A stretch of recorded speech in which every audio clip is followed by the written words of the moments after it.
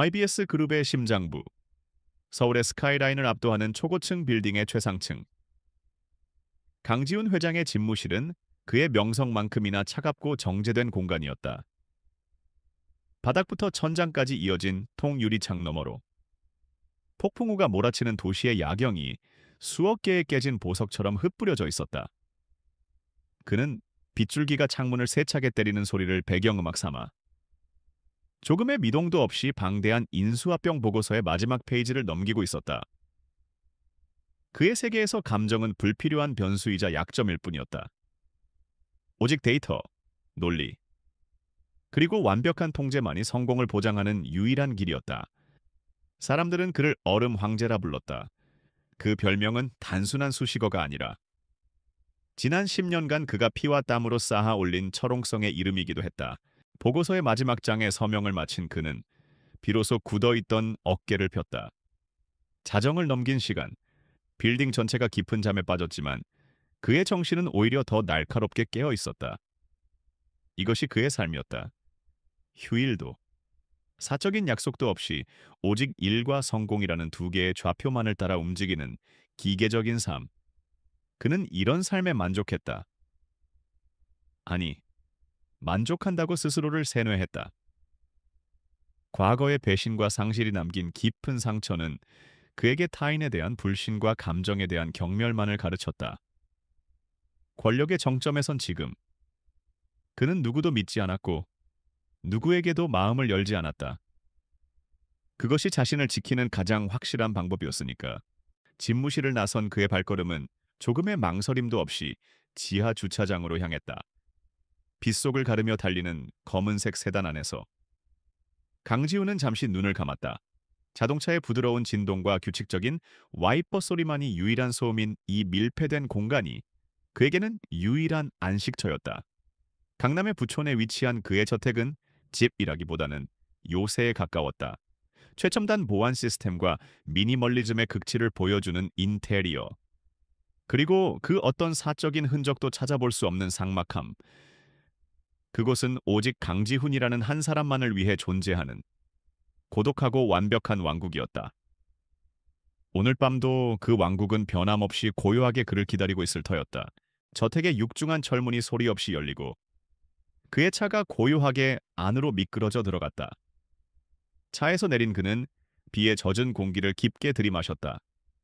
늘 그렇듯 저택은 완벽한 침묵 속에서 그를 맞았다. 하지만 그 순간 현관 앞의 센서 등이 예고 없이 켜지며 어둠을 갈랐다. 동시에 그의 손목에 찬 스마트워치에서 낮은 경고음이 울렸다. 현관 앞 움직임 감지. 평소라면 대수롭지 않게 넘길 일이었지만 이 굳은 날씨에 이 깊은 밤에 찾아올 불청객은 없었다. 그의 미간이 미세하게 좁혀졌다. 경호팀에 연락을 할까 잠시 고민했지만 그는 이내 직접 확인하기로 결정했다. 자신의 영역에 허락 없이 침범한 것이 무엇인지 직접 눈으로 봐야 직성이 풀리는 성격이었다. 현관으로 다가갈수록 그의 걸음은 더욱 신중해졌다. 맹렬한 빗줄기 속에서 그는 무언가 놓여있는 것을 발견했다. 택배 상자나 길 잃은 동물이겠거니 생각하며 다가간 그의 눈에 들어온 것은 최고급 소재로 만들어진 아기 바구니였다.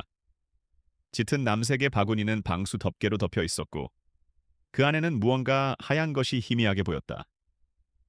강지훈은 그 자리에 얼어붙은 듯 멈춰 섰다. 그의 인생 계획에 단 한 번도 존재한 적 없던 가장 비논리적이고 터무니없는 상황이었다. 그의 머릿속은 수만 가지 가능성을 시뮬레이션하기 시작했다. 이것은 누구의 악랄한 장난인가? 아니면 새로운 방식의 협박인가? 경쟁사의 비열한 수법일 수도 있었다. 하지만 그 어떤 가설도 눈앞의 이 기이한 광경을 완벽하게 설명해주지는 못했다. 그는 조심스럽게 바구니의 덮개를 열었다. 그러자 폭풍우의 소음과 차가운 밤 공기를 비집고 작고 새근거리는 숨소리가 들려왔다. 하얀 강보에 쌓인 아기는 세상의 모든 소란과 무관하다는 듯 평온하게 잠들어 있었다. 통통한 뺨, 꼭 감은 눈, 그리고 꼼지락거리는 작은 손가락. 살아있는 생명이었다. 강지우는 마치 처음 보는 외계 생명체를 마주한 듯한 표정으로 아기를 내려다보았다. 그의 첫 번째 본능은 즉시 이 문제를 처리해야 한다는 것이었다. 경찰, 혹은 보육권.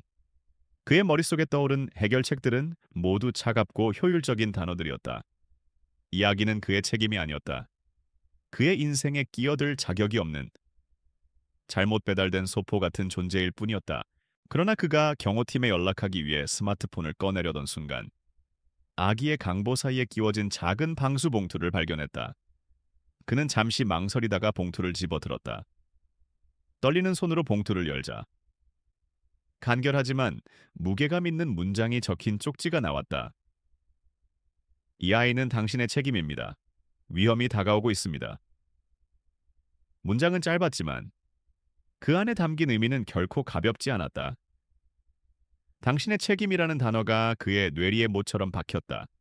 이것은 단순한 유기가 아니었다. 명백히 그를 겨냥한 메시지였다. 위험이라는 단어는 상황을 더욱 복잡하게 만들었다. 이것은 단순한 골칫거리를 넘어 그의 안전과 관련된 심각한 위협일 수도 있었다. 그의 분석적인 두뇌는 다시 빠르게 회전하기 시작했다. 천둥이 하늘을 가르는 듯한 소리를 내며 번개가 쳤다. 그 순간 잠들어 있던 아기가 움찔하며 작은 울음소리를 터뜨렸다. 그 울음소리는 강지훈의 복잡한 생각의 흐름을 단번에 끊어버렸다. 그는 여전히 아기를 어떻게 처리할지 결정하지 못했다. 하지만 한 가지는 분명했다. 이 폭풍우 속에서 이 연약한 생명을 그대로 둘 수는 없었다. 그의 이성은 당장 이 상황을 외부 기관에 넘기라고 소리치고 있었지만 그의 마음 깊은 곳에서 아주 희미하고 낯선 감정이 고개를 들었다. 그는 자신도 모르게 한숨을 내쉬며 바구니를 조심스럽게 들어 올렸다. 묵직한 무게와 함께 그의 어깨 위로 낯선 책임감이 내려앉는 듯한 기분이 들었다. 저택 안으로 들어선 강지우는 거실 한가운데 아기 바구니를 내려놓았다. 광활하고 차가운 대리석 바닥 위에 놓인 작은 바구니는 마치 거대한 빙하 위에 떠있는 작은 조각배처럼 와이태로워 보였다. 집안의 완벽한 정적은 깨졌다. 아기의 작은 숨소리와 뒤척이는 소리가 고요함을 채웠다. 그는 소파에 앉아 바구니를 노려보았다. 마치 어려운 협상 상대를 만난 것처럼 어떻게 이 상황을 타개해야 할지 감을 잡을 수 없었다.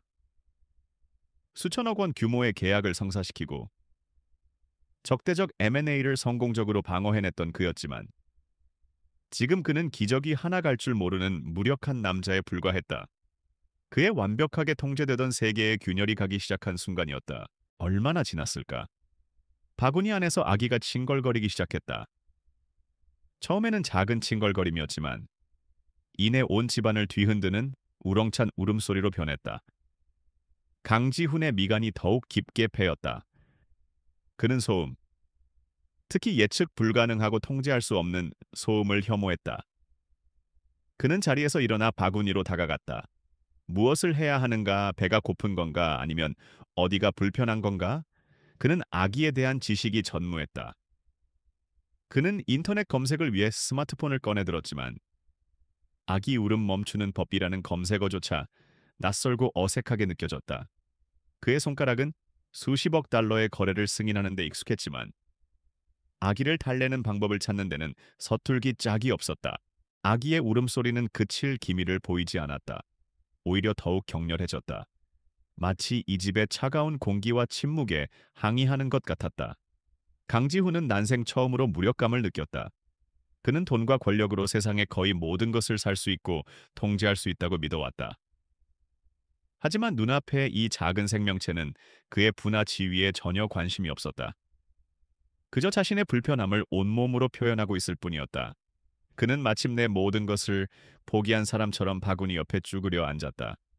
그리고 아주 조심스럽게 마치 폭탄을 다루듯 아기를 향해 손을 뻗었다. 그의 손가락이 아기의 부드러운 뺨에 닿는 순간 아기의 울음소리가 거짓말처럼 조금 잦아들었다.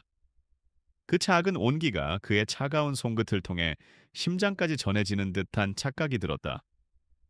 얼음 황제의 성벽에 누구도 눈치채지 못할 아주 작은 금이 가고 있었다. 밤새도록 폭풍우는 멎었지만 강지훈의 저택 안에서는 또 다른 종류의 폭풍이 맹위를 떨치고 있었다. 동이 트기도 전부터 시작된 아기의 울음소리는 그의 마지막 남은 이성의 끈을 시험하고 있었다. 그는 밤새 인터넷에서 얻은 단편적인 지식으로 무장한 채 아기와의 전쟁을 치렀다. 최고급 유기농 분유를 주문해 젖병에 담았지만 아기는 젖꼭지를 밀어내며 자지러지게 울었다. 기저귀를 갈아주려 했을 때는 그 복잡한 구조와 예상치 못한 공격에 속수무책으로 당해 값비싼 실크 셔츠를 망치고 말았다. 그의 인생은 철저한 계획과 예측 위에서 움직였다. 하지만 이 작은 생명체는 그 어떤 데이터로도 분석할 수 없는 예측 불가능성의 결정체였다. 결국 그는 항복했다. 동이 트고 서울이 다시 분주하게 움직이기 시작할 무렵 그는 뜬 눈으로 밤을 새워 엉망이 된 자신의 모습을 거울로 마주했다. 완벽하게 세팅된 머리는 헝클어져 있었고 최고급 맞춤 정장 대신 편안한 라운지웨어 차림이었지만 그마저도 정체불명의 얼룩으로 더러워져 있었다. 거실은 하룻밤 사이에 전쟁터로 변해 있었다. 온갖 종류의 아기용품 상자들이 어지럽게 널려 있었고 사용법도 모르는 장난감들이 대리석 바닥을 뒹굴고 있었다. 이 모든 혼돈의 중심에는 지친 듯 칭얼거리면서도 여전히 꿋꿋하게 자신의 존재감을 과시하는 작은 아기가 있었다. 얼음 황제, 강지훈의 완벽한 왕국이 태어난 지 얼마 되지도 않은 작은 침입자에게 하룻밤 만에 함락된 순간이었다. 그는 더 이상 혼자서는 이 상황을 감당할 수 없다는 사실을 인정해야 했다. 사적인 영역에 그 누구도 들여놓지 않는다는 철칙을 깨야만 했다. 그는 수많은 임원과 비서들 중에서 단 한 사람을 떠올렸다. 박수진 비서. 그녀는 YBS 그룹에 입사한 지 이제 겨우 6개월 된 신입이었지만 그 어떤 베테랑보다도 뛰어난 업무 처리 능력과 놀라운 침착함으로 이미 그의 신뢰를 얻고 있었다. 무엇보다 그녀에게는 다른 사람들에게서는 찾아볼 수 없는 특유의 따뜻하고 안정적인 분위기가 있었다. 그는 단 한 번도 그녀의 사생활에 대해 물어본 적이 없었지만 이상하게도 그녀라면 이 상황을 해결해 줄 수 있을 것 같다는 막연한 믿음이 들었다. 그는 잠시 망설이다 비서실 직통번호를 눌렀다. 박 비서, 나 강지훈입니다. 이른 아침 자신의 개인 번호로 걸려온 회장의 전화에 박수진은 잠시 놀랐지만 이내 평소처럼 침착하고 명료한 목소리로 답했다. 네, 회장님. 이른 아침부터 무슨 일이십니까? 그녀는 분명 긴급한 업무 지시일 것이라고 생각했다. 하지만 수화기 너머로 들려온 회장의 목소리는 평소의 냉철함과는 거리가 멀었다. 어딘가 지치고 심지어는 다급하게까지 들렸다. 지금 당장 내 집으로 와줄 수 있겠습니까? 아주 긴급한 상황이 발생했습니다. 회장의 집으로 오라는 지시는 전례가 없는 일이었다. 수지는 잠시 당황했지만 그의 목소리에 담긴 심상치 않은 기운을 감지하고는 망설임 없이 대답했다. 알겠습니다, 회장님. 지금 바로 출발하겠습니다. 30분 후 저택에 도착한 박수진은 눈앞에 펼쳐진 광경에 자신의 눈을 의심했다. 늘 완벽하고 틈없는 모습만 보여주던 강지훈 회장이 헝클어진 모습으로 문을 열어주었고 그의 등 뒤로는 마치 태풍이 휩쓸고 간 듯한 거실이 보였다. 그리고 그 혼돈의 한가운데서 그녀는 울고 있는 아기를 발견했다. 그녀는 거대 기업의 인수합병이나 해외 투자 같은 중대한 사안을 예상했지만 이토록 작고 연약한 존재가 긴급 상황의 원인일 줄은 꿈에도 몰랐다. 그녀는 놀라움을 감추지 못하고 회장을 바라보았지만 그는 아무런 설명도 없이 그저 지친 얼굴로 소파를 가리킬 뿐이었다. 그의 얼굴에는 나도 이게 무슨 상황인지 모르겠다는 말이 쓰여 있는 것 같았다. 수지는 잠시의 망설임도 없이 아기에게 다가갔다. 그녀는 본능적으로 아기의 상태를 살폈다.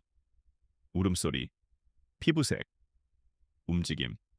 그녀는 조심스럽게 아기를 안아들었다.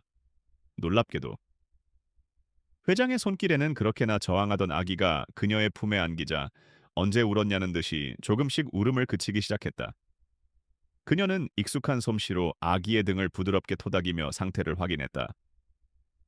회장님, 아기가 배가 많이 고팠던 것 같습니다. 그리고 기저귀도 갈아줘야 할 것 같고요.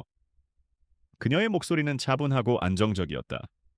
강지훈은 마치 마법을 보는 듯한 표정으로 그 광경을 지켜보았다. 그가 밤새도록 해결하지 못했던 문제를 그녀는 단 몇 분 만에 원인을 파악하고 해결책을 제시하고 있었다.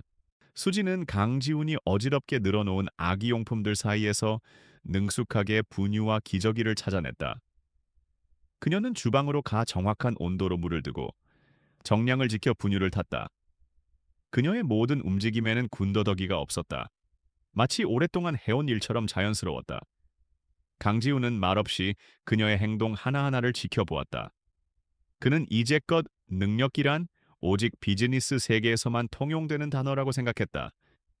수치화할 수 있고 결과로 증명되는 것만이 진정한 능력이라고 믿었다. 하지만 지금 그는 전혀 다른 종류의 능력을 목격하고 있었다. 한 생명을 돌보고 위로하고 평온하게 만드는 능력. 그것은 그가 가진 돈이나 권력으로는 결코 살 수 없는 경이로운 재능이었다. 분유를 먹은 아기는 금세 만족스러운 표정으로 잠이 들었다. 수지는 아기를 조심스럽게 바구니에 다시 눕혔다. 그제야 저택에는 지독했던 혼돈이 끝나고 평화로운 정적이 찾아왔다. 수지는 조용히 거실을 정리하기 시작했다. 강지훈은 그런 그녀를 보며 복잡한 감정에 휩싸였다. 그는 안도감을 느꼈지만 동시에 자신의 무력함에 대한 일종의 패배감도 느꼈다. 그는 소파에 깊숙이 몸을 묻으며 입을 열었다. 어떻게 그렇게 잘 다루는 겁니까? 그의 질문에는 순수한 호기심과 경외심이 묻어 있었다. 수지는 부드럽게 미소 지으며 대답했다. 어릴 때부터 동생들을 돌봐서 조금 익숙할 뿐입니다. 회장님. 그녀의 대답은 간결했지만 그 안에는 그녀가 살아온 삶의 무게가 담겨 있었다. 그 순간 강지훈은 처음으로 그녀를 단순한 유능한 비서가 아닌 한 명의 인간 박수진으로 보게 되었다. 그는 항상 직원들과 거리를 두었고 그들의 사생활에 대해 아는 것을 불필요하다고 여겼다. 하지만 오늘 그는 자신의 가장 사적이고 약한 모습을 그녀에게 보이고 말았다. 그리고 그녀는 그를 비웃거나 평가하는 대신 묵묵히 도움의 손길을 내밀었다. 그는 지갑을 꺼내 수표를 쓰려고 했다. 그것이 그가 아는 유일한 감사의 표현 방식이었다. 하지만 수지는 그의 손을 부드럽게 막았다. 회장님, 이건 제 업무의 연장선이 아닙니다. 그냥 도움이 필요한 상황을 외면할 수 없었을 뿐입니다. 그녀의 말은 그의 가슴을 조용히 울렸다. 아기가 새근거리며 자는 모습을 보며 강지훈은 어젯밤 쪽지에 적혀있던 책임이라는 단어를 다시 떠올렸다. 그는 이 아기를 보육원으로 보낼 생각을 하고 있었다. 그것이 가장 합리적이고 효율적인 해결책이라고 믿었다.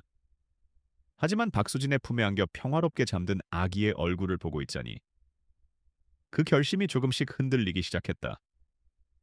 이 작고 무력한 생명체, 그리고 이 생명체를 능숙하게 돌보는 따뜻한 손길, 그의 차가운 세상에 갑자기 끼어든 이 두 존재가 그가 수십 년 동안 굳게 닫아왔던 마음의 문을 아주 조금씩 소리 없이 두드리고 있었다. 그는 결정을 내려야 했다. 이 혼란을 다시 문 밖으로 내보낼 것인가?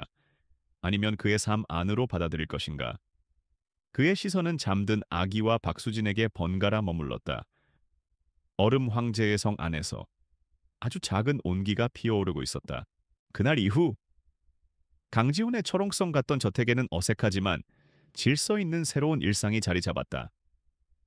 그는 박수진에게 파격적인 연봉과 함께 철저한 비밀 유지 계약을 조건으로 아기를 위한 임시 보모 겸 개인 비서직을 제안했다.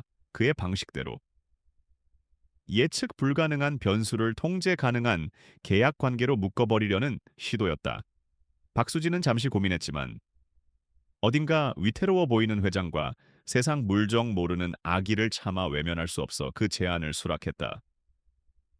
그렇게 그들의 기묘한 동거가 시작되었다. 강지훈은 여전히 아기와 일정한 거리를 두었지만 그의 일과에는 미세한 변화가 생겼다.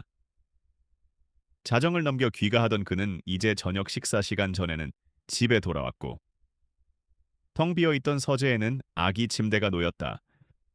그는 일하는 틈틈이 자신도 모르게 잠든 아기의 얼굴을 들여다보곤 했다.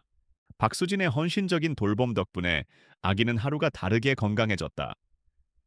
그녀는 아기에게 하늘이라는 임시 이름을 붙여주었다. 맑고 높은 가을 하늘처럼 이 아이의 미래도 그렇게 밝았으면 하는 바람에서였다. 강지우는 그 이름에 대해 별다른 의견을 표하지 않았지만 누구도 불러주지 않던 아기에게 이름이 생겼다는 사실이 왠지 모르게 그의 마음을 움직였다. 저택을 가득 채우던 정막은 하늘이의 웃음소리와 온가리 소리로 점차 채워져 갔다. 강지우는 여전히 감정을 표현하는 데 서툴렀지만 이제 그는 아기를 더 이상 문제나 골칫거리로 여기지 않았다. 그는 하늘이를 자신의 영역 안에 들어온 지켜봐야 할 작은 존재로 인식하기 시작했다. 얼음장 같던 그의 마음에 아주 작은 온기가 스며들고 있었다. 하지만 그 평화는 오래가지 못했다. 아무리 철저히 비밀을 유지하려 해도 세상의 모든 비밀에는 균열이 생기기 마련이었다. YBS 그룹의 익명 게시판에 회장님의 은밀한 사생활이라는 자극적인 제목의 글이 올라온 것이 시작이었다. 글에는 박수진이 아기 바구니를 들고 강지훈의 저택으로 들어가는 모습이 찍힌 의도적으로 흐릿하게 처리된 사진이 첨부되어 있었다. 사진의 진위 여부는 불분명했지만 소문은 걷잡을 수 없이 퍼져나갔다. 얼음 황제에게 숨겨둔 여자와 아이가 있었다는 이야기는 직원들에게 더없이 흥미로운 가십거리였다. 소문은 살이 붙고 부풀려져 YBS 그룹의 주가를 미세하게 흔들고 중요한 계약을 앞둔 파트너사의 귀에까지 흘러 들어갔다. 이 모든 혼란의 배후에는 YBS 그룹의 전무이사이자 강지훈의 사촌인 최민준이 있었다. 그는 겉으로는 유능하고 카리스마 넘치는 경영인이었지만 그 내면은 강지훈에 대한 깊은 질투와 야망으로 들끓고 있었다. 그는 언제나 자신보다 뛰어났던 사촌의 그늘에 가려져 있어야 했다. 그러던 중 강지훈의 약점이 될지도 모르는 이 스캔들은 그에게 절호의 기회로 다가왔다. 그는 자신의 신복을 통해 익명의 제보자인 척 사진을 유출하고 온라인 여론을 조작하여 소문을 부풀렸다. 그의 목표는 단 하나. 강지훈의 완벽한 이미지에 흠집을 내고 그의 리더십을 흔들어 자신이 그룹의 주인이 되는 것이었다. 그는 자신의 어두운 사무실에서 소문으로 인해 동요하는 YBS 그룹의 상황을 즐기며 만족스러운 미소를 지었다. 소문이 걷잡을 수 없이 퍼지자 강지훈은 즉각적인 대응에 나섰다. 그의 첫 반응은 분노였다. 자신의 사적인 영역이 침범당했다는 사실보다 이로 인해 자신이 공들여 쌓아 올린 YBS 그룹의 명성이 위협받고 있다는 사실에 더욱 분노했다. 그는 즉시 법무팀과 홍보팀을 소집해 긴급 대책 회의를 열었다. 어떤 수단을 써서라도 유포자를 찾아내고 모든 소문을 잠재우시오. YBS의 이미지를 훼손하려는 시도는 절대 용납하지 않을 겁니다. 그의 목소리는 회의실의 공기를 얼려버릴 듯 차가웠다. 그의 지시는 언제나처럼 단호하고 위압적이었다. 그는 이 문제를 이전의 다른 위기들처럼 압도적인 힘과 자본으로 찍어 누르면 해결될 것이라고 생각했다. 하지만 그날 밤 저택으로 돌아온 그의 생각은 조금씩 바뀌기 시작했다. 그는 소파에 앉아 법무팀이 보고한 자료들을 검토하고 있었다. 인터넷에는 하늘이에 대한 온갖 억측과 악의적인 추측들이 난무하고 있었다. 버려진 아이, 사생아, 회장의 발목을 잡을 족쇄. 그런 단어들이 그의 눈을 날카롭게 찔렀다. 그는 문득 고개를 들어 자신의 서재 안작은 침대에서 평화롭게 잠들어 있는 하늘이를 바라보았다. 세상의 더러운 소문과는 아무런 상관없이 그저 천사처럼 잠들어 있는 작은 아이 그 순간 그는 깨달았다. 이 싸움은 단순히 자신의 명예나 회사의 주가를 지키기 위한 것이 아니라는 것을 이것은 아무런 잘못도 없는 이 작은 아이를 지키기 위한 싸움이었다. 그의 안에서 무언가 뜨거운 것이 끓어올랐다. 그것은 그가 오랫동안 잊고 지냈던 혹은 스스로 외면해왔던 감정이었다. 분노와는 다른 무언가를 지키고자 하는 맹렬한 보호 본능. 그는 더 이상 이 아이를 어딘가로 보내버릴 수 없었다. 세상의 모든 비난과 의심으로부터 이 아이를 지켜내야 할 사람은 바로 자신이라는 것을 직감했다. 그는 자리에서 일어나 하늘이의 침대로 다가갔다. 그리고 아주 조심스럽게 잠든 아이의 작은 손을 감싸 쥐었다. 따뜻하고 부드러운 감촉. 그는 이 작은 손을 놓지 않기 위해서라면 그 어떤 대가라도 치를 준비가 되어 있었다. 그의 눈빛은 이전보다 훨씬 더 단단하고 냉철해졌다. 하지만 그 냉철함 속에는 이전에는 없었던 뜨거운 결의가 담겨 있었다. 다음 날 YBS 그룹의 긴급 이사회가 소집되었다. 최민주는 이 기회를 놓치지 않고 회장의 사생활 문제로 인한 경영 불확실성을 교묘하게 거론하며 다른 이사들을 선동했다. 그는 위선적인 표정으로 강지훈을 바라보며 말했다. 회장님의 개인적인 일에 대해 왈가왈부할 생각은 없습니다만 이로 인해 그룹 전체가 흔들리는 것은 좌시할 수 없습니다. 이 소문에 대해 명확한 해명이 필요하다고 생각합니다. 그의 말에는 강지훈을 걱정하는 척하면서 그의 도덕성과 자질의 의문을 제기하는 교묘한 가시가 숨어 있었다. 다른 이사들도 술렁이며 강지훈의 입을 주목했다. 그의 대답 하나에 그룹의 향방이 걸려있는 순간이었다. 강지훈은 싸늘한 시선으로 회의실을 둘러보았다. 그는 최민준의 의도를 꿰뚫어 보고 있었다. 하지만 그는 동요하지 않았다. 오히려 이전보다 더욱 차분하고 단단한 목소리로 입을 열었다. 전무의 우려에 대해서는 잘 알겠습니다. 하지만 근거 없는 소문의 회사가 흔들린다면 그것이야말로 경영진의 무능을 증명하는 것일 뿐입니다. 그는 잠시 말을 멈추고 최민준을 똑바로 응시했다. 이 문제는 내 개인적인 책임에 가장 확실하고 신속하게 처리할 것입니다. 그러니 이사들은 각자의 업무에나 충실해 주시기 바랍니다. 특히 내부 정보를 이용해 회사를 혼란에 빠뜨리려는 자가 있다면 직위 고하를 막론하고 반드시 찾아내 그에 상응하는 대가를 치르게 할 것입니다. 그의 마지막 말은 최민준을 향한 명백한 경고였다. 회의실에는 얼음장 같은 정적이 흘렀다. 보이지 않는 전쟁의 서막이 오른 순간이었다. 긴장감 넘치던 이사회가 끝난 직후 강지훈은 자신의 집무실로 돌아와 보이지 않는 전쟁을 준비하기 시작했다. 그는 이사회의 소란이 단순한 해프닝이 아니라 자신을 향한 잘 짜인 공격의 시작임을 직감했다. 최민준의 교묘한 도발은 그의 의심에 불을 지폈다. 이제 이 문제는 단순히 소문을 막는 수준에서 해결될 일이 아니었다. 그는 사건의 근원을 파헤쳐 배후에 숨어있는 적의 실체를 밝혀내야만 했다. 그는 공식적인 회사 라인을 통하지 않았다. 내부에 협력자가 있을지도 모르는 위험을 감수할 수 없었다.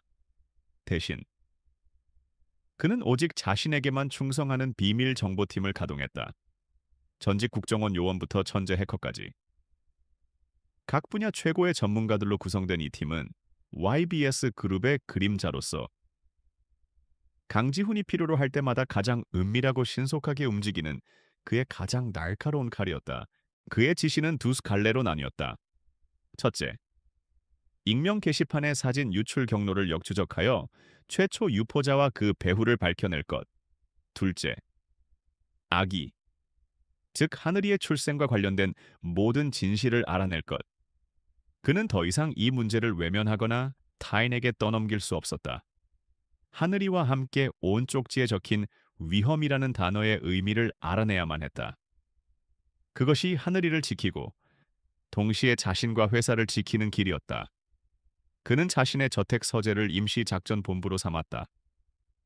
거대한 스크린에는 복잡한 데이터와 인물 관계도가 떠올랐고 한때 적막했던 공간은 이제 진실을 추적하는 치열한 전쟁터로 변모했다. 그의 눈빛은 인수합병을 지휘할 때보다 더 냉철하고 집요하게 빛나고 있었다. 이 비밀스러운 조사에서 박수진은 그의 가장 가까운 조력자가 되었다. 강지훈은 그녀에게 하늘이가 처음 발견되었을 때 함께 있었던 의문의 쪽지를 보여주며 모든 상황을 털어놓았다. 그는 원래 타인에게 자신의 약점을 드러내는 것을 극도로 꺼렸지만 박수진에게서는 이상한 신뢰감이 느껴졌다. 그녀는 그의 이야기를 듣고 놀라면서도 동정이나 연민이 아닌 단단한 이해의 눈빛으로 그를 바라보았다. 강지훈은 그녀에게 하늘이가 올 때 함께 있었던 모든 물건들을 다시 한번 꼼꼼히 살펴봐 달라고 부탁했다. 경찰이나 정보팀 요원들이 놓칠 수 있는 사소하지만 결정적인 단서를 여성의 섬세한 시각으로 찾아줄 수 있을 거라는 기대 때문이었다. 그녀는 이제 단순한 보호자가 아닌 진실을 향한 여정의 동반자가 되었다. 수지는 그의 지시에 따라 아기 바구니와 강보, 옷가지들을 세심하게 살폈다. 그녀는 전문가처럼 장갑을 끼고 혹시 모를 흔적이라도 찾기 위해 최선을 다했다. 그러던 중 그녀는 아기를 감싸고 있던 부드러운 담요의 한쪽 구석에서 아주 작은 이물감을 발견했다. 담요의 상표 라벨 뒤쪽에 실밥처럼 교묘하게 숨겨져 꿰매진 작은 천 조각이었다. 그곳에는 육안으로는 거의 식별이 불가능할 정도의 작은 일련 번호와 알파벳이 새겨져 있었다. 상업적인 제품의 관리 번호라고 하기에는 너무나 독특하고 은밀한 방식이었다. 그녀는 즉시 이 사실을 강지훈에게 알렸다. 그는 수진의 발견에 희미한 빛을 보았다. 거대한 어둠 속에서 마침내 찾아낸 첫 번째 실마리였다. 강지훈은 즉시 정보팀에 이 코드를 넘겨 분석을 지시했다. 몇 시간의 추적 끝에 정보팀으로부터 놀라운 보고가 들어왔다. 그 코드는 일반 병원이나 보육원의 것이 아니었다. 그것은 YBS 그룹의 자회사가 운영하는 최고급 프라이빗 웰니스 센터의 자산 관리 코드였다. 그곳은 주로 회사의 임직원들이 장기 휴가나 특별 요양을 위해 사용하는 비밀스러운 휴양시설이었다. 아기의 출생지가 YBS 그룹과 직접적인 관련이 있는 장소라는 사실이 밝혀진 순간이었다. 강지훈은 즉시 그곳에 지난 1년간의 모든 기록을 조사하라고 명령했다. 그의 예리한 직감은 퍼즐의 중요한 조각이 바로 그곳에 숨겨져 있음을 말해주고 있었다. 기록을 뒤지던 정보팀은 마침내 하나의 이름에 도달했다. 이서연. YBS 바이오 연구소의 촉망받는 연구원이었던 그녀는 약 10개월 전 개인 건강상의 이유로 갑작스럽게 장기 휴직을 신청하고 그 웰니스 센터에 머물렀다. 그리고 몇 달 후, 그녀는 조용히 회사에 사직서를 제출했다. 하지만 진짜 충격적인 사실은 그 이후에 있었다. 그녀가 불과 몇 주 전, 한강 근처 자신의 오피스텔에서 스스로 목숨을 끊은 채 발견되었다는 것이었다. 경찰은 모든 정황상 명백한 자살로 결론 내리고 사건을 종결했다. 젊고 유능한 연구원의 갑작스러운 휴직과 사직, 그리고 의문스러운 죽음. 강지훈은 이 모든 사건들이 결코 우연일 수 없다고 확신했다. 그는 이서연이라는 인물에 대한 모든 것을 파헤치기 시작했다. 그녀의 동료들을 탐문하고 그녀의 개인 컴퓨터와 이메일 기록을 복원했다. 그러자 또 다른 중요한 사실이 드러났다. 그녀는 YBS 그룹이 차세대 성장 동력으로 야심차게 추진하다가 갑자기 중단된 프로젝트 제네시스의 핵심 연구원이었다. 그 프로젝트는 인류의 질병 치료에 획기적인 발전을 가져올 신약 개발 프로젝트였지만 심각한 윤리적 문제와 예측 불가능한 위험이라는 이유로 돌연 폐기되었다. 그리고 그 프로젝트의 전면 중단을 강력하게 건의했던 인물. 그는 바로 최민준 전무였다. 흩어져 있던 점들이 마침내 하나의 희미한 선으로 연결되기 시작했다. 그날 밤, 강지훈과 박수진은 서재의 거대한 스크린에 띄워진 이서연의 사진을 말없이 바라보고 있었다. 사진 속의 그녀는 밝고 총명해 보이는 젊은 여성이었다. 환하게 웃고 있는 그녀의 얼굴에서 지금 옆방에서 평화롭게 잠들어 있는 하늘이의 모습이 희미하게 겹쳐 보였다. 무거운 침묵이 서재를 가득 메웠다. 이제 이 사건은 단순한 경영권 다툼이나 음해를 넘어 한 여성의 억울한 죽음과 남겨진 아이의 운명이 걸린 문제가 되었다. 강지훈은 이전에는 느껴보지 못했던 묵직한 책임감을 느꼈다. 그는 단순히 하늘이의 법적 보호자를 넘어 이 아이의 어머니에게 빚을 갚고 진실을 밝혀내야 할 의무가 있었다. 어둠은 생각보다 깊었고 그 끝에는 추악한 진실이 숨어 있었다. 이제 그는 더 이상 물러설 곳이 없었다. 강지훈의 경고 이후 최민주는 잠시 몸을 사리는 듯했다.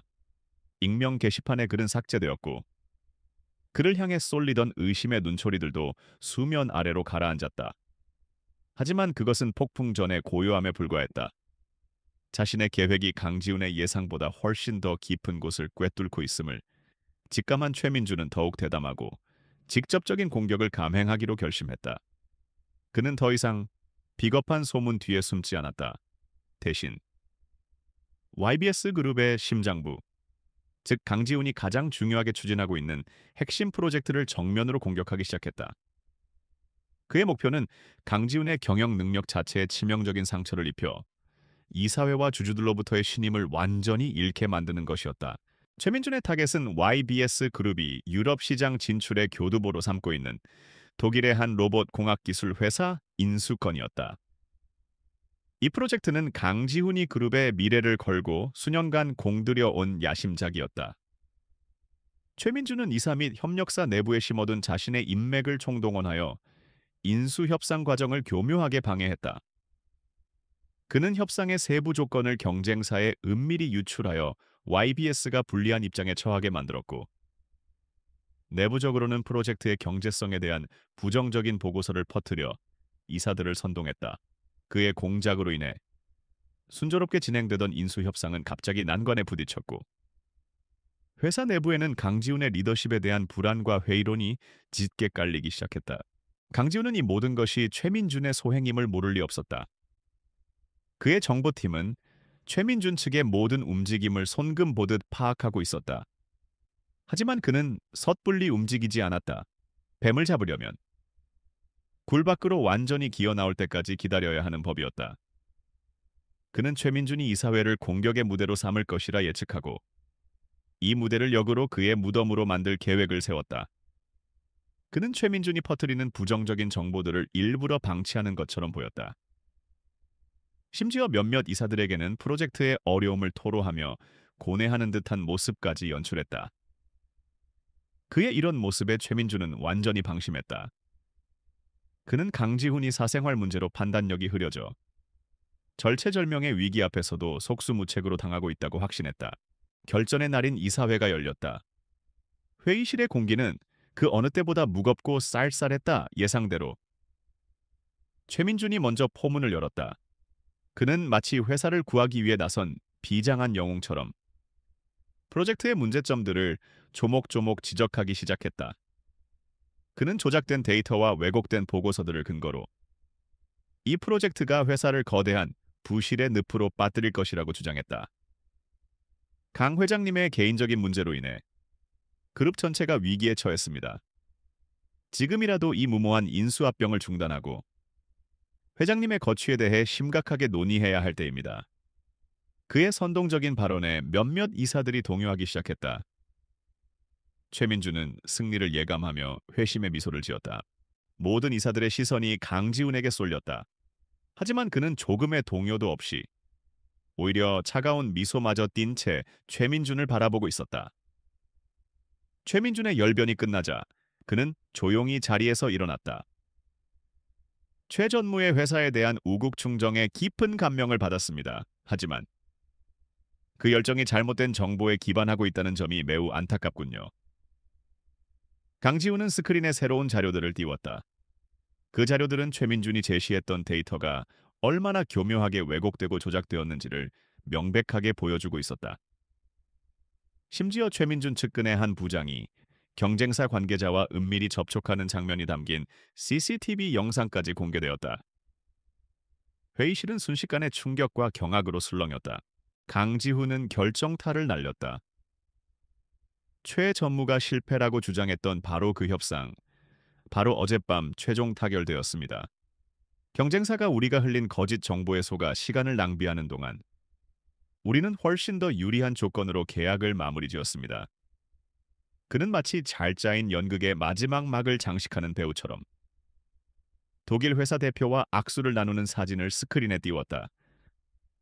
최민준의 얼굴은 하얗게 질렸다. 그는 자신이 강지훈의 손바닥 위에서 놀아났다는 사실을 깨달았다. 함정이었다. 강지훈은 그의 모든 계획을 꿰뚫어보고 그것을 역이용하여 프로젝트를 성공으로 이끈 것이었다. 그는 강지훈의 능력을 그리고 그의 분노를 너무 얕보았다. 강지훈은 여기서 멈추지 않았다. 이번 정보 유출과 여론 조작 사건의 심각성을 고려하여 외부 전문 기관을 통한 대대적인 내부 감사를 제안합니다. 회사를 병들게 하는 종양은 그 크기가 작을 때 도려내야 하는 법이니까요. 그의 제안에 그 누구도 반대할 수 없었다. 최민주는 반대하면 자신이 범인임을 자백하는 꼴이고 찬성하면 자신의 모든 비리가 드러날 위험에 처하게 되었다. 그는 결국 입술을 깨물며 마지못해 감사 안에 동의할 수밖에 없었다. 이사회는 강지훈의 압도적인 승리로 끝났다.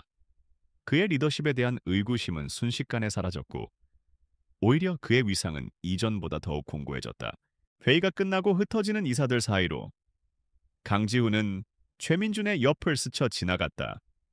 그는 아무도 듣지 못할 낮은 목소리로 하지만 얼음처럼 차가운 어조로 속삭였다. 프로젝트 제네시스 그리고 이서연 연구원 내가 어디까지 알고 있을 것 같나. 그 말에 최민준의 몸이 굳어졌다. 단순한 경영권 다툼이라고 생각했던 이 싸움의 본질이 전혀 다른 곳에 있음을. 강지훈이 모든 것을 알고 있음을 암시하는 한마디였다. 더 이상 선을 넘지 않는 게 좋을 거야. 다음은 경고로 끝나지 않을 테니. 강지훈은 그 말을 남기고 유유히 복도를 걸어갔다. 그의 등 뒤로 최민주는 생전 처음 느껴보는 공포와 분노에 휩싸여 주먹을 불끈 쥔 채 서 있었다. 이제 두 사람 사이에는 더 이상 돌아갈 다리가 없었다. 강지훈의 경고는 최민준을 궁지로 몰아넣었다. 내부 감사가 시작되면 자신의 모든 비리가 드러나는 것은 시간 문제였다. 그는 더 이상 물러설 곳이 없었다. 도간에 든 쥐가 된 그는 모든 것을 잃기 전에 판 자체를 뒤엎어버릴 위험한 도박을 감행하기로 마음먹었다. 이성을 잃은 그의 분노는 YEBS 그룹 전체를 향한 맹독이 되어 퍼져나갔다. 그는 자신이 수년간 관리하며 심어둔 백도어 프로그램을 이용해 그룹의 핵심 재무 시스템에 치명적인 바이러스를 유포했다. 동시에 언론과 증권계 YBS 그룹의 차세대 주력 상품에 대한 조작된 안전성 문제를 익명으로 제보했다. 그의 공격은 치밀하고 잔혹했다. 그 결과는 즉각적이고 파괴적이었다. 월요일 아침 증시가 열리자마자 YBS 그룹의 주가는 수직으로 곤두박질쳤다. 재무 시스템은 마비되어 모든 결제가 중단되었고 주력 상품의 안전성 논란은 소비자들의 불매 운동으로 번졌다. YBS 그룹 창사 이래 최대의 위기였다. 강지훈의 집무실은 그야말로 전쟁터였다. 수십 통의 전화가 쉴 새 없이 울렸고 임원들은 창백한 얼굴로 긴급 대책 회의실을 오갔다. 강지훈은 이 모든 혼란의 중심에서 흔들림 없는 눈빛으로 상황을 통제하고 있었다. 그는 이 위기가 최민준의 마지막 발악이라는 것을 알았지만 그 상처는 예상보다 훨씬 깊고 심각했다. 그는 모든 신경을 곤두세워 위기 대응 전략을 지휘하고 있었다. 바로 그 순간 그의 개인 스마트폰이 절박한 진동과 함께 울렸다. 박수진이었다. 평소의 차분함을 완전히 잃은 다급하고 떨리는 그녀의 목소리가 수화기를 통해 흘러나왔다. 회장님 큰일 났어요, 하늘이가. 하늘이가 숨을 잘 못 쉬어요. 열이 너무 높고. 몸이 불덩이 같아요. 그 말을 듣는 순간 강지훈의 머릿속이 하얗게 비는 듯했다. 회사의 주가, 마비된 시스템, 분노한 주주들의 얼굴이 한순간에 연기처럼 사라졌다. 그의 귓게는 오직 수화기 너머로 희미하게 들려오는 하늘이의 가쁜 숨소리만이 맴돌았다. 회의를 주재하던 임원들이 무언가 보고했지만 그의 귀에는 아무것도 들리지 않았다. 그의 세상이, 그의 우주가 오직 한 존재를 중심으로 멈춰버린 것 같았다. 그는 아주 잠시, 아주 짧은 순간 망설였다. 평생을 바쳐 이룩한 그의 제국이 무너지고 있었다. 회장으로서 그는 이 자리를 지켜야 했다. 하지만 그의 발은 이미 회의실 문을 향해 움직이고 있었다. 그는 믿을 수 없다는 표정으로 자신을 쳐다보는 임원들을 향해 평생 처음으로 업무와 관련 없는 지극히 개인적인 말을 내뱉었다. 김 부회장, 나머진 맡기겠습니다. 그 한마디를 남기고 그는 뒤도 돌아보지 않은 채 회의실을 뛰쳐나갔다. 복도를 가로지르고 엘리베이터를 기다릴 시간조차 없어 비상계단을 뛰어내려가는 그의 머릿속에는 오직 단 하나의 생각뿐이었다. 하늘이에게 가야 한다. 얼음 황제라 불리던 남자가 그의 제국이 불타는 와중에 그 모든 것을 버리고 한 아이를 위해 달려가고 있었다. 병원 응급실의 공기는 소독약 냄새와 절박함으로 가득 차 있었다. 강지훈은 하얗게 질린 얼굴의 박수진과 함께 응급실 앞 복도에서 초조하게 기다리고 있었다. 작은 몸에 온갖 종류의 의료기기를 부착한 채 처치실로 들어가는 하늘이의 모습이 그의 뇌리에서 떠나지 않았다. 그는 평생을 지배하고 통제하는 삶을 살아왔다. 돈과 권력으로 해결하지 못할 일은 없다고 믿었다. 하지만 지금 그는 아무것도 할 수 없었다. 의사들의 손에 저 차가운 의료기기들에 한 아이의 생명이 달려 있었다. 그는 그저 무력하게 기다리는 것 외에는 할 수 있는 일이 아무것도 없었다. 생전 처음 느껴보는 완전한 무력감, 그리고 뼛속까지 파고드는 지독한 두려움. 그것이 죽음이라는 단어가 가진 진짜 무게였다. 시간이 영원처럼 흘러갔다. 그는 수백억짜리 계약을 앞두고도 이렇게까지 시간이 더디게 간다고 느껴본 적이 없었다. 그는 자신이 두려움을 모르는 사람이라고 생각했다. 하지만 그것은 오만이었다. 그는 잃을 것이 없었기에 두려움을 몰랐을 뿐이었다. 이제 그에게는 잃고 싶지 않은 존재가 생겼다. 너무나 작고, 너무나 연약해서 온 힘을 다해 지켜주지 않으면 금방이라도 부서져 버릴 것 같은 존재. 그는 만약 하늘이가 잘못된다면 자신이 평생을 바쳐 이룬 이 모든 것들이 다 무슨 소용이 있을까 생각했다. YBS 그룹의 회장이라는 타이틀도, 천문학적인 재산도, 세상을 호령하는 권력도 모두 의미가 없었다. 그 모든 것을 다 줄 테니 제발 저 아이만은 살려달라고. 그는 평생 단 한 번도 찾아본 적 없는 신에게 필사적으로 기도했다. 얼마나 지났을까? 마침내 수술복을 입은 의사가 지친 얼굴로 나왔다. 강지훈과 박수진은 약속이라도 한 듯 동시에 그에게 달려갔다. 의사는 마스크를 벗으며 말했다. 급성호흡기 세포융합 바이러스 감염이었습니다. 조금만 늦었어도 정말 위험할 뻔했습니다. 다행히 지금은 고비를 넘겼고 상태는 안정되었습니다. 며칠간 입원해서 지켜봐야 합니다. 그 말을 듣는 순간 강지훈의 다리에 힘이 풀리며 휘청했다. 옆에 있던 박수진이 그를 부축하지 않았다면 그대로 주저앉았을지도 몰랐다. 안도감, 지옥의 문턱까지 갔다가 돌아온 듯한, 온몸에 피가 다시 도는 듯한 느낌. 그의 눈시울이 뜨거워졌다.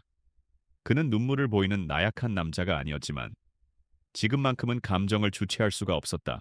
그는 유리창 너머로 산소 호흡기에 의지한 채 잠들어 있는 하늘이를 바라보았다. 헬쑥해진 얼굴, 하지만 고르게 오르내리는 작은 가슴, 살아있었다. 그의 아이가 살아있었다. 그 순간 그는 마음속으로 완전한 항복을 선언했다. 그는 더 이상 이 감정을 부정하거나 외면하지 않기로 했다. 이 아이는 그의 삶에 우연히 들어온 불청객이 아니었다. 이 아이는 그의 아들, 그의 가족, 그리고 그의 심장이었다. 그가 평생을 지켜야 할 이유 그 자체였다. 그의 마음을 덮고 있던 두꺼운 얼음벽이 그날 병원의 소독약 냄새와 함께 속절없이 녹아내리고 있었다. 세상의 모든 것을 가졌지만 아무것도 갖지 못했던 남자가 비로소 진짜 자신의 세상을 찾은 순간이었다. 그는 이제 싸워야 할 이유가 더욱 명확해졌다. 하지만 그 싸움의 목적은 이전과 완전히 달라져 있었다. 하늘이가 중환자실에서 일반 병실로 옮겨지고 마침내 안정을 되찾았을 때 강지훈은 완전히 다른 사람이 되어 있었다. 며칠 밤낮으로 이어진 지독한 마음고생은 그의 얼굴에 피로의 흔적을 남겼지만 그의 눈빛은 이전보다 훨씬 더 단단하고 명징한 빛을 띠고 있었다. 그는 더 이상 자신의 제국을 지키기 위해 싸우는 냉혈한 군주가 아니었다. 이제 그는 자신의 아들, 자신의 가족을 지키기 위해 모든 것을 걸 준비가 된 아버지가 되어 있었다. 그의 가슴속에서 차갑게 식어있던 복수심은 하늘이의 생명을 위협했던 보이지 않는 적에 대한 뜨거운 분노로 변모했다.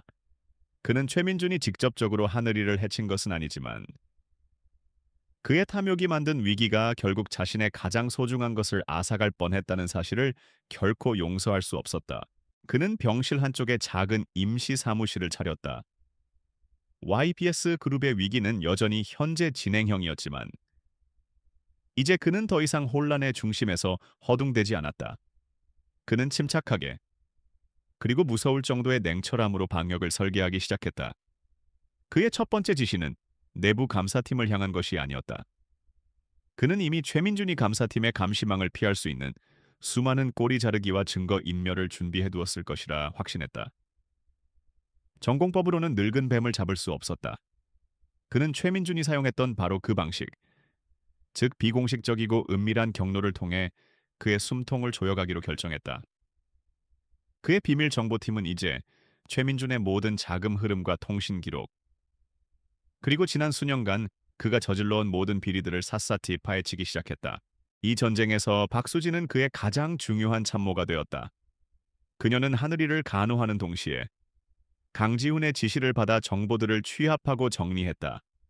그녀는 더 이상 단순한 비서가 아니었다. 그녀는 강지훈의 가장 내밀한 계획을 공유하는 유일한 파트너였고 그의 감정적인 폭주를 막아주는 마지막 브레이크였다. 강지훈은 그녀 앞에서 처음으로 자신의 과거와 약점에 대해 털어놓았다. 부모님의 비극적인 사고, 믿었던 사람에게 당했던 배신, 그리고 그로 인해 사람을 믿지 못하게 된 자신의 차가운 심장에 대해서 수지는 그의 고백을 묵묵히 들어주었다. 그녀의 깊은 눈빛은 그에게 당신은 혼자가 아니다라고 말해주는 것 같았다.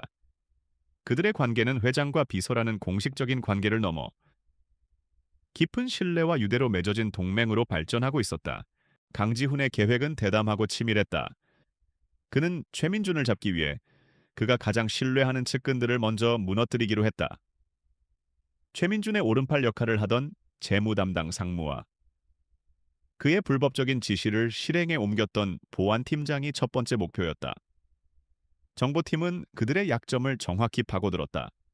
재무상무가 숨겨둔 거액의 비자금 계좌와 그의 자녀가 관련된 입시 비리, 보안팀장이 연루된 내부 정보 유출 및 주가 조작 혐의. 강지훈은 이 증거들을 언론에 터뜨리는 대신 당사자들에게 직접 전달했다. 그는 그들에게 선택권을 주었다. 최민준과 함께 침몰할 것인가? 아니면 자신의 죄를 고백하고 강지훈에게 협력하여 새로운 기회를 얻을 것인가? 거부할 수 없는 제안 앞에 그들은 결국 무너져 내렸다. 최민준의 방패가 하나씩 사라지는 동안 강지훈의 편에는 새로운 동맹들이 생겨나고 있었다.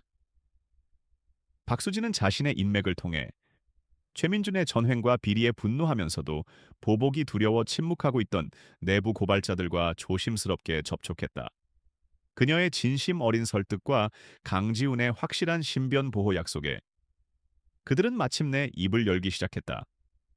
프로젝트 제네시스가 중단될 당시 최민준이 연구 데이터를 어떻게 조작했는지, 그리고 이서연 연구원을 어떻게 압박하고 회유했는지에 대한 구체적인 증언들이 쏟아져 나왔다. 그들은 최민준이 프로젝트의 잠재적 위험성을 부풀려 중단시킨 뒤 그 핵심 기술을 빼돌려 해외 페이퍼 컴퍼니를 통해 경쟁사에 팔아넘기려 했다는 충격적인 사실까지 폭로했다. 모든 증거와 증언들은 강지훈에게로 모였다. 그는 최민준이라는 거대한 악의 실체에 한 걸음씩 다가가고 있었다. 최민준은 단순한 경영권 다툼을 벌인 것이 아니었다. 그는 회사의 자산을 빼돌리고 동료 연구원의 공로를 가로챘으며 결국에는 한 사람을 죽음으로 내몬 괴물이었다. 강지훈은 이서연이 왜 하늘이를 자신에게 보냈는지 어렴풋이 짐작할 수 있었다.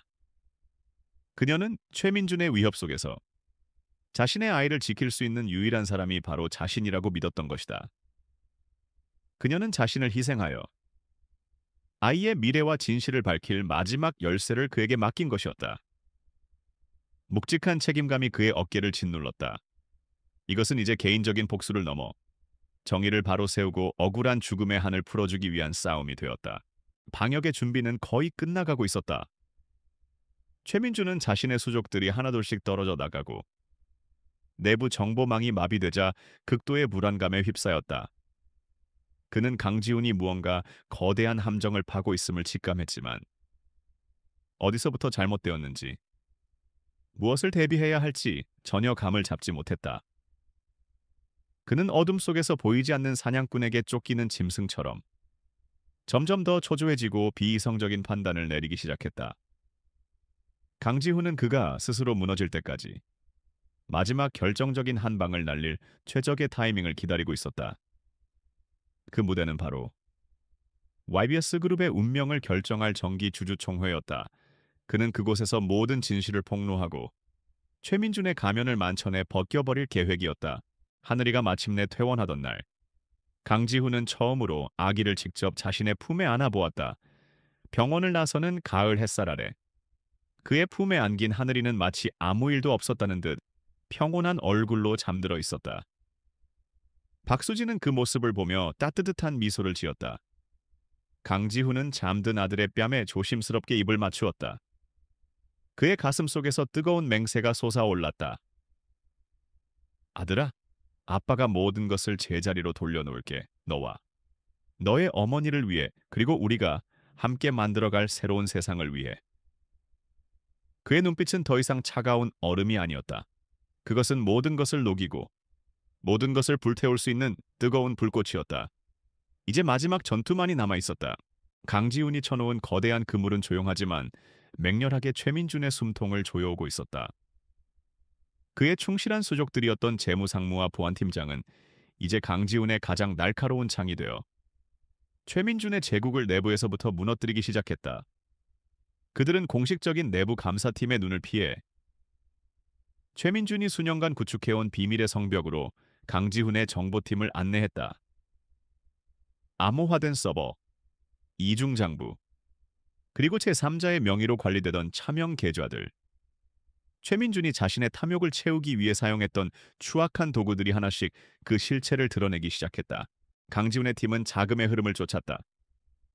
그들은 최민준이 프로젝트 제네시스를 중단시키면서 부풀린 연구 개발비를 빼돌린 것이 빙산의 일각에 불과했음을 발견했다. 그는 수년 전부터 유령 회사를 설립하고 거래 대금을 조작하는 방식으로 막대한 비자금을 조성해왔다. 그 돈은 정관계 인사들을 향한 뇌물로, 내부 공모자들을 향한 입마금용 대가로, 그리고 회사 밖에서 자신만의 또 다른 권력 기반을 다지는 데 사용되었다. 마치 거대한 거미줄처럼. 그의 부패는 YBS 그룹의 근간을 조용히 좀먹고 있었다. 그는 단순한 경영권 찬탈자가 아니라 회사의 심장에서 피를 빨아먹는 기생충이었다. 자금 추적과 동시에 이서연 연구원의 죽음에 대한 진실도 서서히 베일을 벗고 있었다. 최민준에게 등을 돌린 내부자들의 증언과 복원된 이서연의 개인 기록들은 비극적인 사건의 전말을 재구성했다. 이서연은 자신의 뛰어난 재능으로 프로젝트의 핵심 기술을 완성했지만 동시에 최민준이 이 기술을 해외로 빼돌리려 한다는 사실을 눈치챘다. 그녀가 이 사실을 폭로하려 하자 최민준은 그녀를 막기 위해 비열한 수단을 사용했다. 그는 의도적으로 그녀에게 접근하여 연인 관계를 맺었고 그녀가 임신했다는 사실을 알게 되자 그것을 약점으로 삼아 그녀를 협박하기 시작했다. 그는 그녀의 입을 막기 위해 요양이라는 명목으로 그녀를 YBS 웰니스 센터에 사실상 감금했다. 세상과 단절된 채 홀로 고립된 이서연은 절망 속에서도 마지막 희망을 놓지 않았다.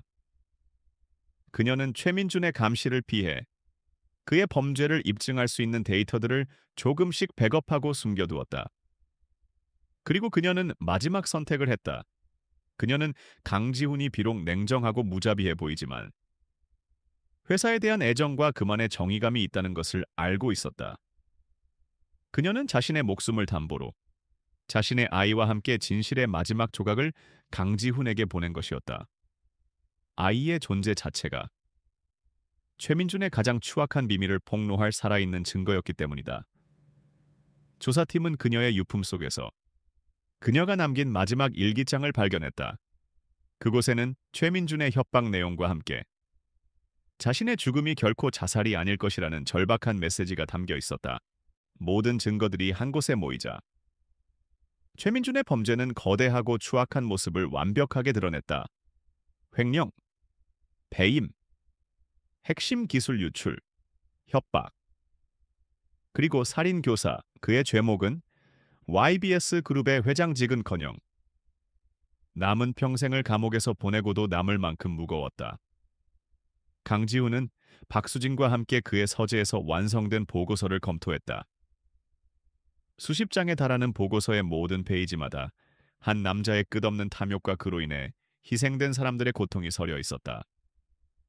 그는 이서연이라는 젊고 재능 있는 연구원의 삶이 어떻게 짓밟혔는지를 보며 차가운 분노를 느꼈다.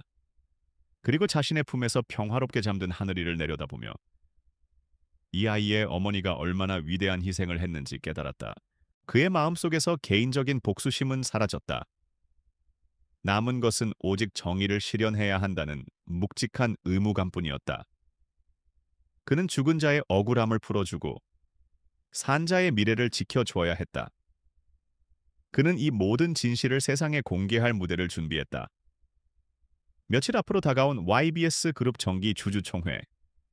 그곳은 한 해의 성과를 보고하고 미래의 비전을 제시하는 자리였지만 올해는 부패한 권력에 대한 단죄가 이루어지는 역사의 심판대가 될 것이었다. 그는 이 무대의 연출가이자 주연 배우였고 동시에 심판관이 될 준비를 마쳤다. 모든 것은 이제 그의 손에 달려 있었다. 한편 최민주는 자신에게 닥쳐올 운명을 전혀 알지 못한 채 주주총회를 자신의 화려한 대관식으로 만들기 위한 마지막 준비에 여념이 없었다. 그는 자신이 일으킨 위기를 빌미로 강지훈에 대한 불신이만을 상정하고 자신이 YBS의 새로운 구원자가 될 계획에 부풀어 있었다. 그는 자신의 측근들이 강지훈에게 넘어갔다는 사실을 꿈에도 모른 채 그들이 가져다주는 거짓 정보에 안심하고 있었다. 그는 자신이 사냥꾼이라고 굳게 믿고 있었지만 사실 그는 이미 사냥꾼의 덫 안으로 완전히 들어와 목에 칼날이 닿기 직전의 사냥감에 불과했다. 운명의 날이 밝아오고 있었다.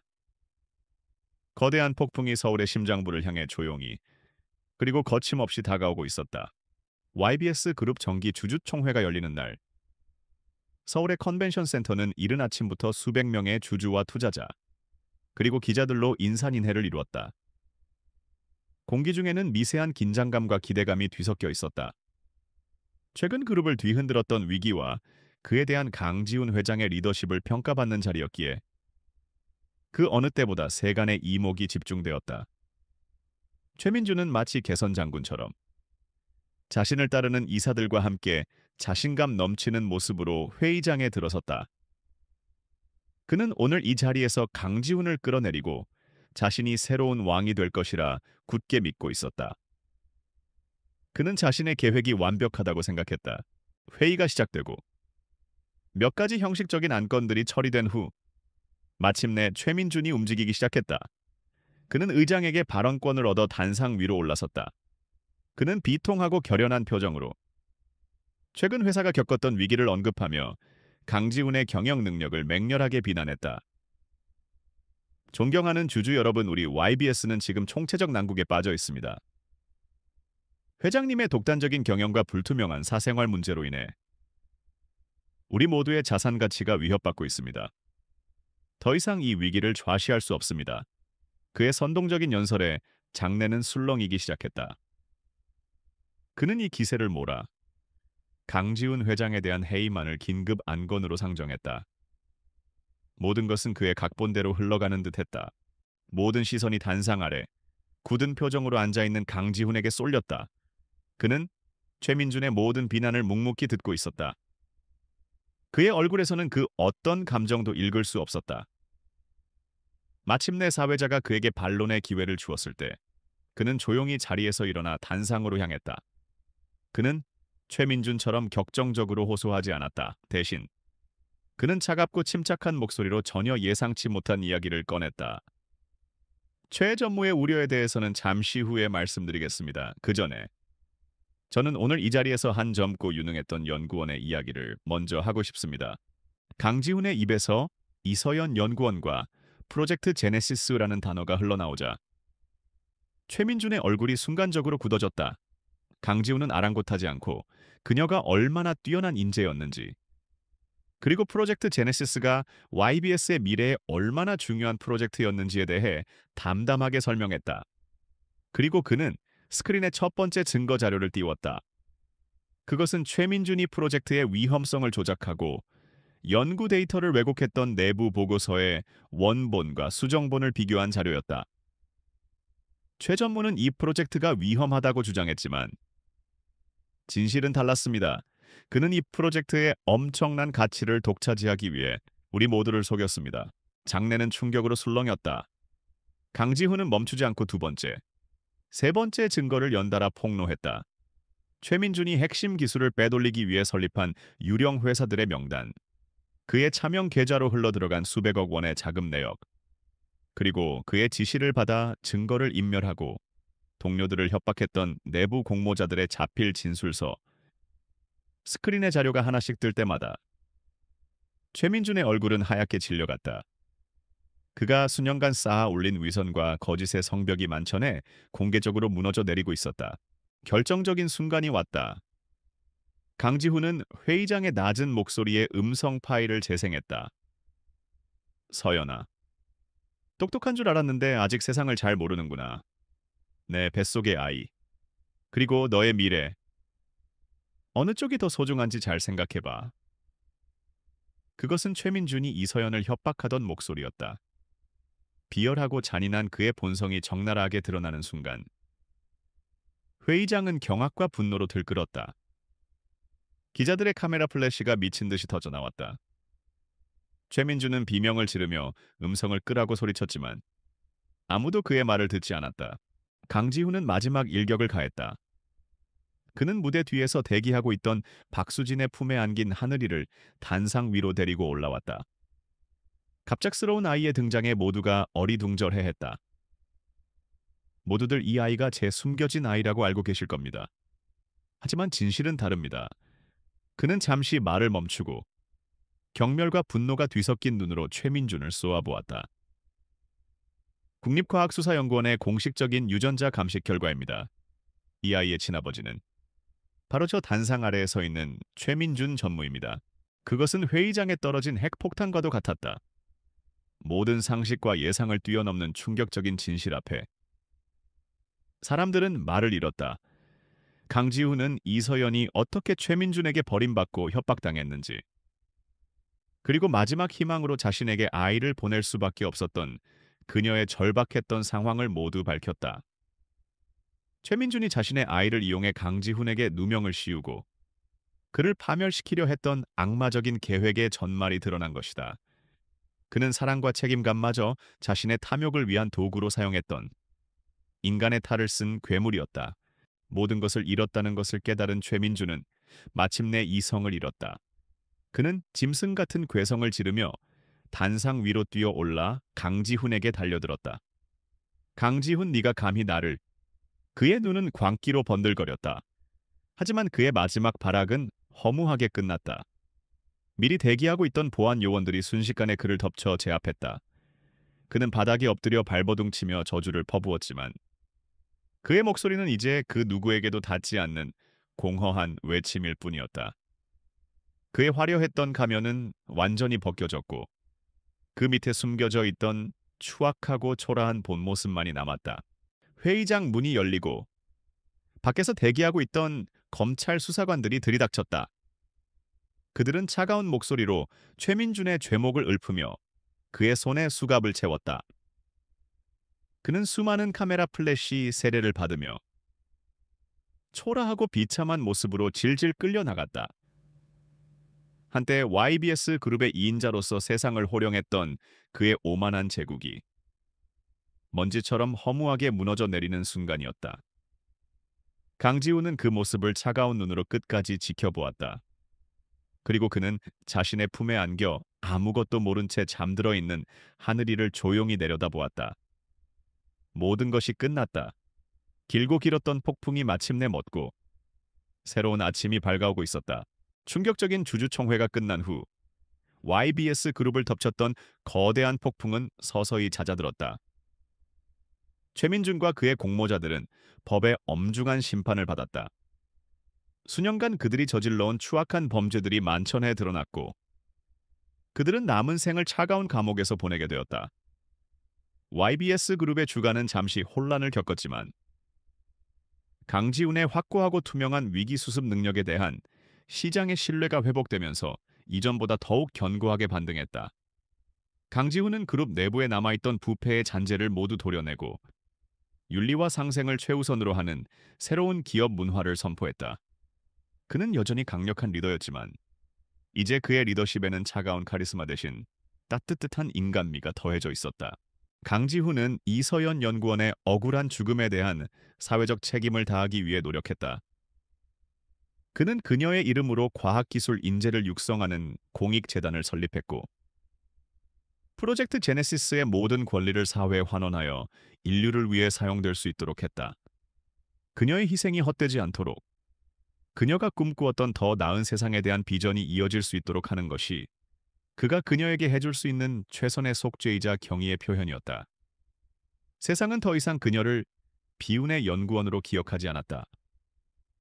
그녀는 거대한 악에 맞서 자신의 아이와 정의를 지키려 했던 용감한 영웅으로 기억되었다. 모든 것이 제자리를 찾아갈 무렵 강지훈은 자신의 인생에서 가장 중요한 서류에 서명을 했다. 그것은 하늘이에 대한 친자 입양 신고서였다. 그는 더 이상 하늘이의 임시 보호자가 아니었다. 법적으로 그리고 마음으로 그는 완벽한 한 아이의 아버지가 되었다. 그는 하늘이에게 강하늘이라는 새로운 이름을 선물했다.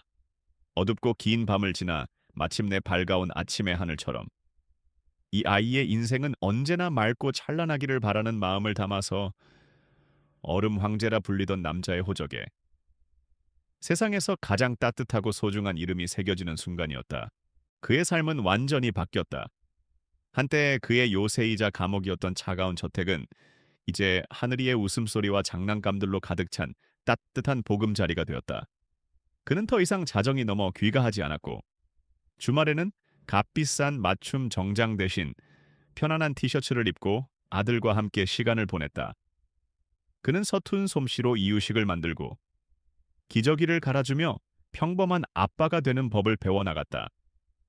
회의석상에서는 수천억의 계약을 좌지우지하는 냉철한 경영인이었지만 집에 돌아오면 아들의 작은 미소 하나에 세상을 다 가진 듯 행복해하는 평범한 남자가 되었다. 그는 비로소 돈이나 권력이 줄 수 없는 진정한 행복의 의미를 깨닫고 있었다. 이 모든 변화의 중심에는 박수진이 있었다. 그녀는 가장 힘든 순간에 그의 곁을 지켜주었고 그가 새로운 세상으로 나아갈 수 있도록 이끌어 주었다. 그들의 관계는 더 이상 회장과 비서가 아니었다. 함께 아이를 키우는 동반자이자 서로의 가장 깊은 상처를 보듬어주는 유일한 사람이었다. 어느 화창한 오후, 정원에서 하늘이와 함께 놀아주던 강지우는 조용히 그녀에게 다가갔다. 그는 평생 해본 적 없는 서툴지만 진심이 담긴 고백을 했다. 수진 씨, 당신이 없었다면 지금의 나도 하늘이도 없었을 겁니다. 이제 더 이상 비서나 조력자가 아닌 나와 하늘이의 가족이 되어주지 않겠습니까? 수진은 그의 말에 조용히 미소 지었다. 그녀는 이미 오래전부터 그의 곁이 자신의 자리라는 것을 알고 있었다. 그녀는 말없이 고개를 끄덕였다. 화려한 언약이나 값비싼 선물은 없었지만 그들의 마음은 그 어떤 연인보다 단단하게 연결되어 있었다. 세 사람은 마치 오랫동안 그래왔던 것처럼 자연스럽게 하나의 그림이 되었다. 강지훈은 하늘이를 품에 안고 박수진은 그의 어깨에 부드럽게 기댔다. 그들의 머리 위로 따스한 가을 햇살이 쏟아져 내리고 있었다. 이야기는 그렇게 새로운 시작을 맞이하고 있었다. 폭풍우 치던 어느 어두운 밤, 예고 없이 찾아온 작은 생명이 얼어붙었던 한 남자의 심장을 녹이고 마침내 새로운 가족의 따뜻한 새벽을 열어준 것이었다.